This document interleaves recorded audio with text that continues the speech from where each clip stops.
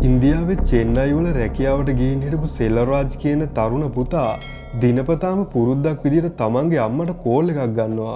නමුත් දවසක් සෙල්වරාජ් අම්මට කොච්චර කෝල් ගත්තත් එයා ආන්සර් කළේ නැහැ. ඊට කලින් කවදාවත් මෙහෙම වෙලා නැති නිසා සෙල්වරාජ්ට ඒ වෙලාවේදී අමුත්තක් දැන්ලා තියෙනවා.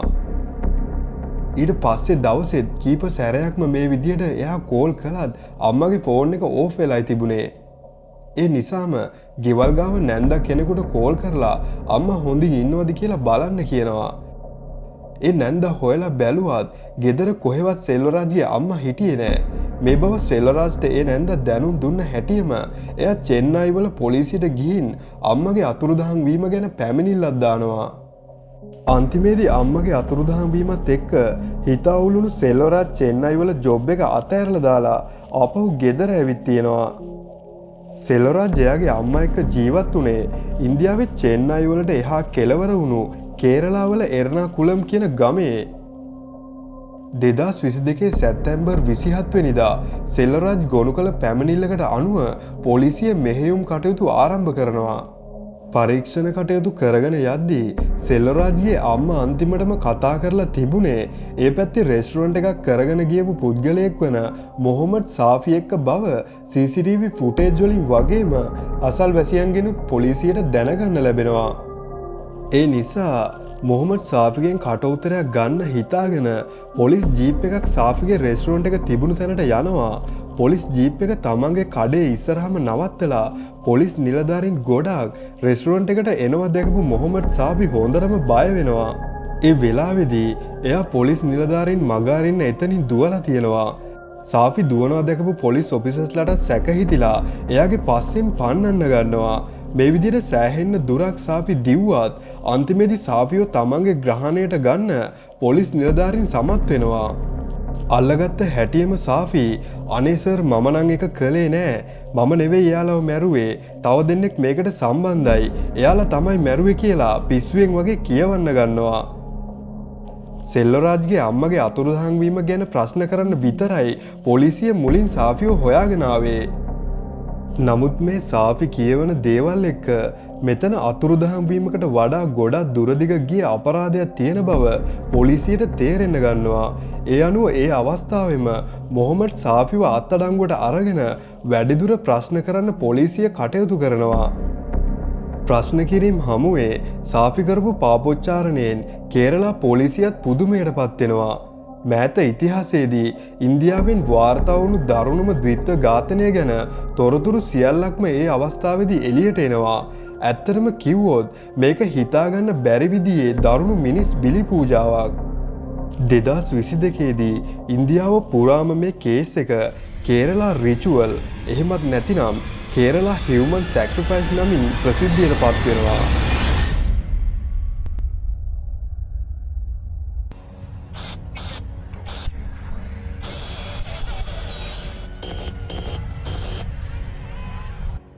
භගවාල් සිං කියන්නේ 68 හැවිරිදි ආයුර්වේද වෛද්‍යවරයෙක්. එයා ජීවත් වුණේ කේරලාවල එලන්තූර් ගමේ ගෙදරක. එයාගේ වයිෆ් 59 හැවිරිදි ආයුර්වේද වෛද්‍යවරියක්. ඇය නමින් ලයිලා සිං. භගවාල් සිං කියන්නේ සමාජයේ දන්න කියන සියලු දෙනාගේ ගෞරවය දිනාගෙන බොහොම වැදගත් විදිහට ජීවත් වුණු කෙනෙක්. ඔහුගෙන් සේවාවන් ලබා ගන්න කේරලාවල ජීවත් වුණු බොහොමයක් පිරිස ඇවිත් තියෙනවා. ඒ වගේම භගවාල් සිං තමන්ගේ බිරිඳට ගොඩක් ආදරෙන් හිටපු කෙනෙක්. වෛද්‍යවරයෙකුට අමතරව ඔහු කවියෙක්.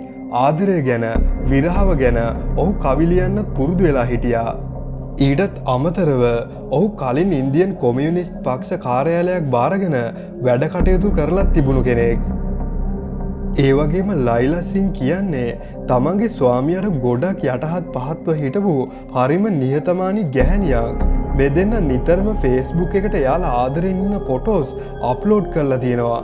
දකින හැමෝටම මේ දෙන්න වයසින් වැඩි අය වුණත් හරිම ස්වීට් ඇන්ඩ් ලව්ලි කපල් එකක් විදියටයි පේන්න තිබුණේ.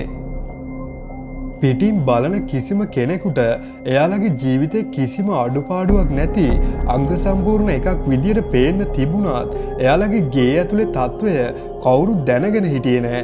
ඇත්තටම බගවාල් සහ ලයිලා දෙන්න අවුරුදු ගානක ඉඳලා ගොඩක් මුදල් අපහසුතාව මැද්දේ තමයි ජීවත් වෙලා තිබුණේ.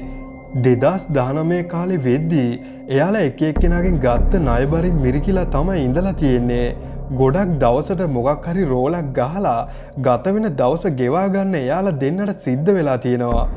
නමුත් මේ කිසිම දෙයක් වටපිටේ හිටපු එයාලගේ අසල්වැසියෝවත් නෑදෑයෝවත් අඩුම තරමේ ඒ දෙන්නගේ යාළුවෝවත් දැනගෙන ඉඳලා තිබුණේ නෑ. ඒකට හේතුව වෙන්න ඇත්තේ තමන්ගේ තත්ත්වය ආරක්ෂා කර ගත්තත් ලැජ්ජාවට පත්වේ කියන බියක් නිසා වෙන්න පුළුවන්. මේ දෙන්න මේ විදිහට සෑහෙන කාලයක් මේ ප්‍රශ්න වලින් ගොඩ එන්න මාර්ගයක් රහසින්ම හොයලා තියෙනවා. ඔන්න ඔය කාලෙදි තමයි බගවල් සිංට එයාගේ Facebook ගිණුම හරහා මිතුරියක්ව මුණ ගැහෙන්නේ. ඒ නමින් ශ්‍රීදේවී. මේ මිතුරිය ගැන බගවල්ගේ බිරිඳ ලයිලාත් දැනගෙන ඉඳලා තියෙනවා. බගවල් සහ ලයිලා දෙන්න ශ්‍රීදේවී එක්ක අවුරුදු 3කට ආසන්න කාලයක් Facebook එකෙන් chat කරලා තියෙනවා. ශ්‍රීදේවී කියන්නේ හොඳ කෙනෙක් බව දැනුණ නිසායි එයාලා මේ විදිහට කතා කරන්න පටන් අරන් තිබුණේ. තමන් දන්න කියන යාළුවන්ටවත් කියන්න බැරි සේරම දේවල් මේ දෙන්න ශ්‍රීදේවී එක කියලා තිබුණා. එයාලගේ දිනපතා ජීවිතේ ගෙවන විදියේ ඉඳලා මිල මුදල් අඟහිගකම නිසා ණයබරින් මිරිකිලා එයාලා දැන් වැටිලා ඉන්න තත්ත්වයේ වෙනකල් සේරම දේවල් ශ්‍රීදේවිට කියන්න එයාලා පෙළඹුණා. මේ දේවල් දැනගත්තයින් පස්සේ ශ්‍රීදේවී බගවල්ට සහ ලයිලට රිප්ලයි කරලා එයාටත් කාලයක් ඒ වගේ ප්‍රශ්න ගොඩකට මැදි වෙලා ඉන්න වුණා. නමුත් දෙවියෙක් වගේ මිනිස්සෙක් ඇයට පිහිට වුණ නිසා ඒ ප්‍රශ්න සේරම විසඳලා ආයෙමත් ඔළුව උස්සන්න පුළුවන් වුණා කියලා තියෙනවා. ඒ වෙලාවේදී බගවල් සිං මේ පුද්ගලයා කවුද කියලා විස්තර අහලා තියෙනවා. ඒ වෙලාවේදී ශ්‍රීදේවී ඔහු පූජකවරයෙක් බවත් ඔහුගේ නම රෂීද් ගුරු කියලාත් බගවල් එක කියලා තියෙනවා. බගවල් ශ්‍රීදේවිගෙන් මේ වෙලාවේදී රෂීද් ගුරුව එයාලට සම්බන්ධ කරලා දෙන්න පුළුවන්ද කියලා අහලා තියෙනවා. එයා උත්සාහ කරන්නම් කියලා ශ්‍රීදේවි රිප්ලයි කරන් පස්සේ එයාලා එදා දවසේ chat කරන එක නතර කරලා තියෙනවා. ටික දවසකින් පස්සේ බගවල්ලගේ ගෙදරට නාඳුනන අමුත් එක්කිනවා. මේ කෙනා බගවල්ලට කිව්වේ ඔහු එව්වේ ශ්‍රීදේවි බවයි. තමන් රෂීද් ගුරු කියලා ඔහු තමන්ව බගවල්ලට අඳුන්වලා දෙනවා. නමුත් මේ විදිහට තමන් රෂීද් ගුරු කියලා අඳුන්වලා දුන්නේ වෙන කවුරුවත්ම නෙවෙයි. අපි කතාවේ මුලින්ම පොලිසියෙන් අත්අඩංගුවට ගත්තා කියපු මොහොමඩ් සාෆිමයි. පූජකවරයෙක් විදිහට වෙස් වලාගෙන ආපු සාෆි ගැන බගවල්ට සහ ලයිලට කිසිම සැකයක් මතුවුණේ නෑ. මෙතනින් එහාට දිගටම මේ සාෆි කියන පුද්ගලයා පූජකවරයාගේ භූමිකාව රඟපාන්න පටන් ගන්නවා. බගවල්ලගේ ගෙදර නිරීක්ෂණය කරලා එයාලා එක විස්තර කතා කළායින් පස්සේ බගවල්ලගේ ගෙදරට දරුණු හූනියමක් කරලා තියෙන බවත් බගවල් සහ ලයිලා දෙන්නගේ ඇඟට යකුන්න බන්දලා තියෙන බවත් සාපි කියලා තියෙනවා. මේ දෝෂයන් නිසා තමයි බගවල්ලගේ දියුණුවට බාධා ඇති වෙලා මුදල් අගහිගකම් ඇති වෙලා තියෙන්නේ කියලාත් මේ වෙනුවෙන් සාන්ති කර්මයක් නොකළොත් අන්තිමේදී මහමගට තමයි වැටෙන්න සිද්ධ වෙන්නේ කියලාත් සාපි කියලා තියෙනවා. මේ සාන්ති කර්මයෙන් සියලුම දෝෂ දුරු වෙලා ආපහු යථා තත්වයට එන්න පුළුවන් බව දැනගත්තු බගවල් සහ එයාගේ බිරිඳ මේ සාන්ති කර්මය කරන වැඩේට එක පයින්ම කැමති වෙලා තියෙනවා. මේ රිචුවල් එකේ පළවෙනි පියවර විදිහට බගවල් සහ ලයිලා දෙන්නගේ ඇඟවල් වලට බාන්දලා තියෙන යක්ෂයින්ව පන්නා දාන්න තමයි තිබිලා තියෙන්නේ. ලයිලාගේ ශරීරයට ආවේශ වෙලා ඉන්න ආත්මය අයින් කරන්න නම් Tamanට ලයිලා සමග යහන්ගත වෙන්න සිද්ධ වෙන බව සාපි බගවල් එක්ක කියලා තියෙනවා. මේ යෝජනාවට බගවල් සිං කැමති වෙලක් තියෙනවා. ඒ නිසා බගවල් සිං කාමරේ ඇතුලේ ඉද්දිම සාපි ලයිලා සමග යහන්ගත වෙලා තියෙනවා. මේ දේවල් කරලා තිබුණේ ශාන්ති කර්මයක් කරන ආකාරයටමයි. මොහොමඩ් සාෆි කියන මේ 52 වැරදි හොර කපුවා අඩුම තරමේ මූලික අධ්‍යාපනයක්වත් ලබලා නැති කෙනෙක්. ඔහු අවුරුදු 17 දී ගෙදරින් පන්නලා දානවා. ඉන් පස්සේ වේට කෙනෙක් බරවාහන රියදුරෙක් වගේම මෙකැනික් කෙනෙක් විදියට ජොබ් කරලා අන්තිමේදී තමයි ඔහු එර්නාකුලම් වල පොඩි හෝටලයක් දාගෙන තිබුණේ. ඉන්දියාවේ මිනිස්සු අතරේ ආගමික මිත්‍යාමත බොහෝමයක් පැවතුනත් මේ වගේ අධ්‍යාපනය හොඳින් ලබපු වෛද්‍යවරු දෙන්නෙක් මේ තරම් නූගත් මනුස්සයට රැවටුණා කියන එක නම් පොඩ්ඩක් විශ්වාස කරන්නත් අමාරුයි. එහෙම නේද? රිචුවල් එකේ ඊගාව අධීර විදියට තිබුණේ බිලි පූජාවක් පවත්වන එක. නමුත් මේ කුකුල් බිල්ලක් එළු බිල්ලක් එහෙම නෙවෙයි. සාපි කියපු විදියට පණ පිටින් හිටපු මිනිස්සෙක්ව තමයි බිලි දෙන්න අවශ්‍ය වෙලා තිබුණේ. ඒ වගේම මේ බිලි පූජාවට බගවාල්ට සහ ලයිලටත් සක්‍රීයව සහභාගී වෙන්න සිදු වෙනවා කියලා සාපි කියලා තියෙනවා. මේ තරම් දරුණු විදිහේ අපරාධයක් වුණත් ඒ වෙලාවේදී කරන්න බගවල්ලා කැමති වෙලා තිබුණා. මේ වැඩේට අවශ්‍ය කරන බිල්ලක් හොයලා දෙන්න සාපි අඳුරන විශ්වාසවන්ත මිනිසෙක් ඉන්නවා කියලා ඔහු කියලා තියෙනවා. ඒ වෙනුවෙන් මේ මිනිසයාට ලොකු ගෙවීමක් කරන්න අවශ්‍ය බව බගවල්ලාට කියලා අවශ්‍ය කරන සල්ලිත් ඉල්ලගෙන සාපි ආයෙමත් එර්නා කුලම් වල තමන්ගේ රෙස්ටුරන්ට් එක දිහාවට යන්න පිටත් වුණා. බිලි දෙන්න කෙනෙක්ව හොයන්නත් තව මිනිසෙක් ඉන්නවා කියලා සාපි බගවල් එක කිව්වේ බොරුවක්. සාපිම තමයි ඒ වැඩේත් කරන්නේ. ශ්‍රීදේවි නමින් පේක් ෆේස්බුක් account එකක් හදලා අවුරුදු 3ක් තිස්සේ බගවල්ලා එක්ක chat කරලා විශ්වාසය දිනාගෙන තිබුණෙත් වෙන කවුරුත්ම නෙවෙයි සාපිම තමයි. ඒ කියන්නේ මේ කේස් එකේදී ශ්‍රීදේවි කියන්නේත් රෂීද් ගුරු කියන්නේත් නරබිලි හොයලා දෙන කෙනා කියන්නේ තුන් දෙනාම එක්කෙනෙක්. මේක කොච්චර ලොකු මාස්ටර් ප්ලෑන් එකක්ද කියලා දැන් ඔයාලට තේරෙනවා ඇති. එර්නා කුලම් වල අවුරුදු ගාණක් කඩයක් කරගෙන ගියපු කෙනෙක් විදියට ඒ පැත්තේ පොඩි බිස්නස් කරපු අයව සාපි හොඳින් අඳුරගෙන ඉඳලා තියෙනවා. විශේෂයෙන්ම ගෑනු අය ගොඩ දෙනෙක්ව. ඒ අතරින් බිලි පූජාවට සාපි තෝරාගත්තේ එයා දැනන් හිටපු ලොතරයි කූඩුවක වැඩ කරපු ගෑනු කෙනෙක්ව. මේ ගෑනු කෙනා නමින් රොසලින්. ඇය අවුරුදු 49ක් වයස කාන්තාවක්. 2022 ජූනි මාසි දවසක රොසලින්ගේ ලොතරයි කූඩුව ළඟට ගියපු සාපි ඇයට අසභ්‍ය වීඩියෝ පටයක් හදන්න ඒකට රඟපාන්න එන්න පුළුවන්ද කියලා අහලා තියෙනවා. ඒකේ රඟපාන්න ඇයට ලක්ෂ 10ක මුදලක් ලබා දෙන්න සාපි පොරොන්දු වෙලා තියෙනවා. රොසලින් වගේ කෙනෙකුට කොච්චර මහන්සි වුණත් දවසකට හොයාගන්න පුළුවන් වෙන්නේ ඉන්දියන් රුපියල් 1000ක් වගේ සුළු මුදලක් විතරයි. ඒ නිසාම රොසලින් සාපිගේ යෝජනාවට කැමති වෙන්න තීරණය කරන්න ඇති. මේ අතරම රිචුවල් එක කරන්න අවශ්‍ය කරන සේරම දේවල් සාපි ලෑස්ති කරගෙන තිබුණා. අන්තිමේදී කතා කරගත්තු විදියට සාපිගේ කාර් එකේ රිචුවල් එකට අවශ්‍ය කරන බඩුත් අරගෙන රොසලින්වත් දාගෙන සාපි බගවල්ලාගේ ගෙදරට යනවා. බගවල්ලාගේ ගේ ඇතුළට එකගෙන ගියපු රොසලින්ට කාමරයක් ඇතුළේ තිබුණු ඇඳක වැතිරෙන්න කියලා සාපි කියලා තියෙනවා. ඇඳේ වැතුරුණු රොසලින්ගේ අතපය ඇඳේ හතර කොනේ සාපි බගවල් සහ ලයිලා එක්ක එකතු වෙලා ගැට ගහන්න ගන්නවා. මේ විදිහට කරන්නේ අසභ්‍ය වීඩියෝ එකේම කොටසක් වෙනුවෙන් කියලා සාපි කිව්වම රොසලින්ටත් ඒක ඇත්ත වෙන්න ඇති කියලා හිතිලා තියෙනවා. ඉන්පස්සේ සාපි කාමරේ කෙරවලකට ගිහින් බිම ඉඳගෙන මාන්තරයක් මතුරන්න පටන් ගන්නවත් එක්කම බගවල් සහ ලයිලා දෙන්න කඩු අමෝරාගෙන එනවා දැකපු රොසලින්ට ලොකු අනතුරක ඉවක් වැටිලා හයියෙන් කෑ ගහන්න හදනවා. ඒ වෙලාවෙම ලයිලා සිං පැනපු ගමන් රොසලින්ගේ බෙල්ල කඳින් වෙන්න කොටලා තියෙනවා. ඉන් පස්සේ බගවල් සිං ඇවිල්ලා මැරුණු රොසලින්ගේ පපු ප්‍රදේශයේ කපලා ඉවත් කරගෙන වෙනම ගබඩා කරලා තියෙනවා. ඉන් පස්සේ සාපි ඇවිල්ලා රොසලින්ගේ ශරීර කොටස් වගේක් කපලා වෙන් කරලා ලයිලාට දීලා තියෙනවා ඒ කොටස් උයන්න කියලා. ලයිලා මේ මස් අරගෙන ගිහින් රයිස් කුකර් එකේ දාලා උයලා තිබුණා. ඉන් පස්සේ මේ තුන් දෙනාම එකතු වෙලා මේ මාංශ ආහාරයට අරගෙන තියෙනවා.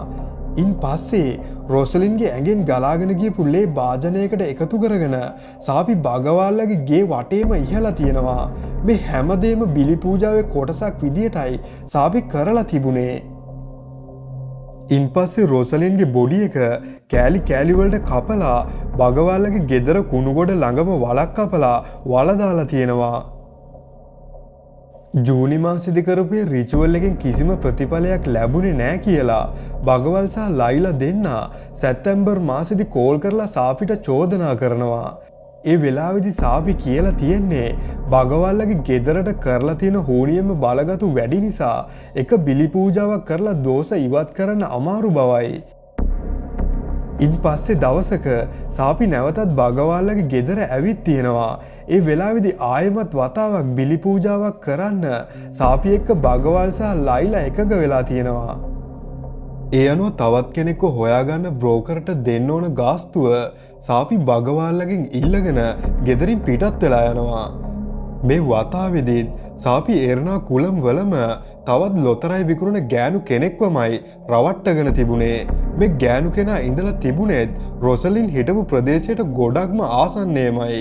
මේ වතාවේදී සාපියේ ගෑනු කෙනාට Taman එක්ක යහන්ගත වෙන්නයි ආරාධනා කරලා තිබුණේ. ඒ වෙනුවෙන් ඉන්දියන් රුපියල් 15000ක් දෙන්නත් සාපි පොරොන්දු වෙලා තියෙනවා. මේ යෝජනාවට ඒ කාන්තාවත් එක පයින්ම කැමති වෙලා තියෙනවා. ඇත්තරම් මේ කාන්තාව වෙන කවුරුත්ම නෙවෙයි අපි වීඩියෝ එකේ මුලින්ම කියපු සෙල්වරාජ්ගේ අම්මා. ඇය නමින් පද්මා නැමැති 52 වරදි කාන්තාවක්. කතා කරගත්තු විදියට 2022 සැප්තැම්බර් 26 වෙනිදා පද්මවත් කාර් එකේ දාගෙන හවස 4ට විතර සාපි බගවල්ලගේ ගෙදරට ගිහින් තියෙනවා. ගෙදරට ගොඩ වුණු හැටියෙම පද්ම Tamanට පොරොන්දු වුණු මුදල සාපිගෙන් ඉල්ලලා තියෙනවා. ඒ වෙලාවෙම නයිලෝන් ලණුවක් අරගෙන පද්මව වට කරගත්ත සාපි ඇතුළු 3 දෙනා ඇයගේ බෙල්ල මිරිකලා එතනම මරලා දානවා. ඉන්පස්සේ සාපි පද්මගේ පපු ප්‍රදේශයට වගේම රහස් ප්‍රදේශයටත් කිනිස්සකින් ඇනලා ඒ එකතුණු ලේ අරගෙන බගවල්ලගේ ගේ වටේටම සහ ගේ ඇතුළෙත් ඉහලා තියෙනවා. ඉන් පස්සේ සාපි පද්මගේ බොඩි එක කෑලි 56කට කපලා කොටස් කරලා තියෙනවා. මේ කොටස් අතරින් තෝරගත්තු කොටස් කීපයක් ලයිලට දීලා ඒවා උයන්න කියලා මේ වතාවේදී සාපි කියලා තියෙනවා. ඒ අනුව මේ වතාවේදීත් ඒ 3 දෙනා එකතු වෙලා මිනිමස් උයලා ආහාරයට අරගෙන තිබුණා. ඉන් පස්සේ ගේ පිටිපස්සේ රොසලින්ගේ බොඩි එක වලලපු තැන ගාවින්ම වලක් කපලා පද්මගේ බොඩි එක එයාලා එකතු වෙලා වල දානවා. මේ බොඩිස් වලන එකේ ඉඳලා හැම දෙයක්ම සාපි කරලා තිබුණේ රිචුවල් එකේම කොටසක් විදියටයි. පද්මාගේ අතුරුදහන් වීම ගැන එයාගේ පුතා සෙල්වරාජ් පොලිසිය පැමිණිලි නොකළා නම් මේ 3 දෙනා එකතු වෙලා තවත් මිනිස්සුන්ව මරලා කන්නත් ඉඩ තිබුණා. සමහර ආරංචි මාර්ගවල සඳහන් වෙනවා බගවල් සිංගේ ගෙදර හොල්මන් ඉඳලා බගවල් සහ ලයිලා කීප වතාවක්ම ගොඩක් බය වෙලා තියෙන නිසාම සාපි එහෙමත් නැතිනම් රෂීද් ගුරු කියපු ඕනම දෙයකට කැමති වෙලා මිනි මරන්නත් මිනි මස් කන්නත් එයාලා පෙළඹිලා තියෙන බව. බගවල් සහ ලයිලා දෙන්නගෙන් සාපි මේ පූජා කර්මය කරන්නත් බිලි පූජාවට කට්ටිය හොයන්නත් ලබාගෙන තිබුණු මුළු මුදල ඉන්දියන් රුපියල් ලක්ෂ 3කට ආසන්නයි. සාපිගේ කට උත්තරයට අනුව 2022 ඔක්තෝබර් 11 වෙනිදා බගවල් සිංගේ ගෙදර වත්තේ වලදාලා තිබුණු දෙදෙනෙකුට අදාළ අස්ති කොටස් හොයාගන්න පොලිසියට හැකියාව ලැබිලා තියෙනවා. ඒ අනුව බගවල් සිං සහ ලයිලා සිංව පොලිසියෙන් අත්අඩංගුවට ගන්නවා. අත්අඩංගුවට ගත්ත දවසේ බගවල් සිංගේ අසල් වැසියන් යාළුවන් වගේම දන්න කියන හැමෝම පුදුමයට පත් වෙලා තියෙනවා. බගවල් සිංගේ වත්තේ තිබිලා සිරුරු කොටස් හොයාගත්තේ නැත්නම් බගවල් සිංව දන්න පිරිස හිතන්නේ පොලිසියට වැරදීමක් වෙලා කියලයි. ඒ තරමටම මිනිස්සු ඒ දෙන්නට රැවටිලා ඉඳලා තිබුණා.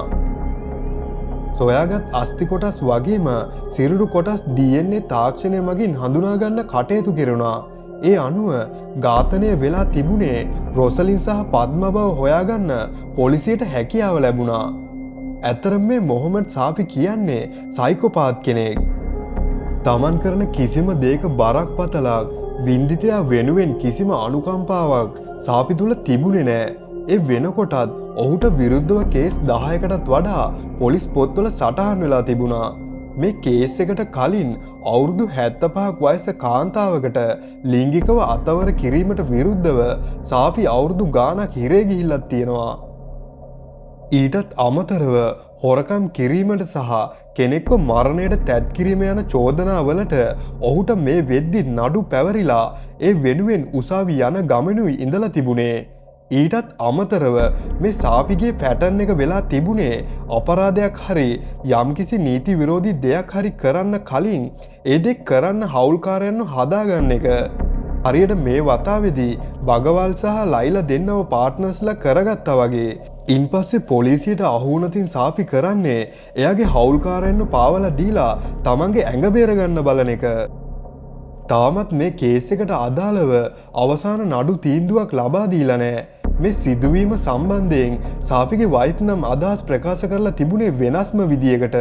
ඒ තමන් සහ සාපි මැරි කරලා අවුරුදු 24ක්. සාපි හරිම හොඳ කෙනෙක්. එයා අතින් මේ වගේ සාහසික ඝාතනයක් සිදු වුණා වෙන්න කොහෙත්ම බෑ කියලයි. ඉතින් මට ඔයාලට දෙන්න තියෙන ඇඩ්වයිස් එක තමයි අපි සමාජයේ ගොඩක් මිනිසුන් ආශ්‍රය කරනවා. අපිටත් යාළුවෝ, නෑදෑයෝ, හිතවතුන් ඕන තරම් ඉන්නවා. සමහර විට අපි දන්නම කියන අපි හිතන්නේවත් නැති කෙනෙක් ඇතුළතින් මේ වගේ දරුණු මිනිමරුවෙක් හරි අපරාධකාරයෙක් හරි වෙන්න බැරි කමක් නෑ. සමහර වෙලාවට අපි සමහර අයව කොච්චර ළඟින් ආශ්‍රය කළත් ඒ අයගේ ගෙවල් ඇතුලේ මොන වගේ දේවල් වෙනවද කියලා අපි දන්නේ නෑ. ඒ නිසා හැම වෙලේම අන්ධ විශ්වාසයෙන් ඉන්නවට වඩා හැම වෙලාවකම ඕනම කෙනෙක් ගැන පොඩ්ඩක් කල්පනාවෙන් හිටියොත් ඒක අපේ ඇඟට ගුණයි. හැම වෙලාවකම තමයි යන්නේන තැන් ගැන ලයිව් ලොකේෂන් තමන්ගේ ආදරණියන් එක්ක ෂෙයා කරගන්න දෙපාරක් හිතන්න එපා. එතන තියෙන්නේ අවිශ්වාසය නෙවෙයි, එතන තියෙන්නේ ආත්ම ආරක්ෂාවයි. දවසක අපිට මේ වගේ අවාසනාවන්ත මරණයක් අත්වුනොත් ඒ නිසා දුක් වෙන්න අපි මේ ලෝකේ නෑ. ඒ වෙනුවෙන් දුක් වෙන්න වෙන්නේ අපේ ආදරණියන්ටමයි. ඒ නිසා පොඩ්ඩක් ඒ ගැන හිතලා බලන්න. ඉතින් අපේ ඉන්වෙස්ටිගේටර්ස්ලා ඔයාලා මොකද හිතන්නේ අද කේස් එක ගැන? මේ වගේ වීඩියෝස් දිගටම බලන්න කැමති නම් අපේ channel එක subscribe කරලා තියාගන්න. ඒ වගේම වීඩියෝ එක හොඳයි නම් like කරන්න, යාළුවන්ටත් බලන්න share කරන්න. අපි හොරර් හබ් ඔයාලට ජය වේවා.